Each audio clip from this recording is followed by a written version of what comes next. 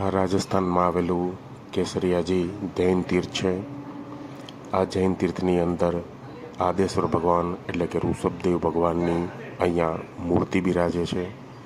આ મૂર્તિનો ઇતિહાસ લગભગ ગણાવી શકાય તો 10 લાખ વર્ષ જૂનો છે અને રાવણ સાથે આ મૂર્તિનો અહીંયા સંબંધ દર્શાવવામાં આવે છે કે રાવણ કાળથી આ મૂર્તિ પૂજાતી હોય એવો આખો ઇતિહાસ અહીંયાની મૂર્તિનો નીકળે છે. એકદમ પૌરાણિક ઐતિહાસિક આ જૈન તીર્થ છે અને એની અંદર બિરાજેલા શ્રી ઋષભદેવ દાદાનો ઇતિહાસ 10 લાખ વર્ષ જૂનો ગણાવી શકાય છે.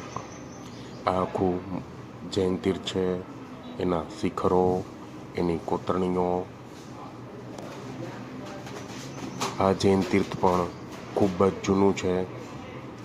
કેસરિયાજી એકદમ રાજસ્થાનની અંદર જેને કહેવાય કે દર્શનીય સ્થળ તરીકે ગણવામાં આવે છે. અહીંયા બાજુમાં શ્રી મહાદેવજીનું આ મંદિર છે. એકદમ પ્રભાવશાળી મહાદેવજીની મૂર્તિ અહીંયા બિરાજે છે. આ દેરાસરનું મૂળ શિખર છે. મૂળ શિખરની નીચેનો ભાગ, એની કોતરણી. લગભગ અહીંયા દર્શનાર્થીઓની ભીડ ચાલુ જ હોય છે. આ ઐતિહાસિક જૈન તીર્થ, પૌરાણિક જૈન તીર્થ જે કેસરિયાજી જૈન તીર્થ તરીકે ઓળખવામાં આવે છે. એકદમ નાના ગામની અંદર પણ બહુ જ પ્રભાવશાળી જૈન તીર્થ અહીંયા ઉપલબ્ધ છે.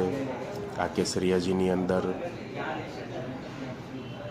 આ એના પિલ્લરોની કોતરણીઓ.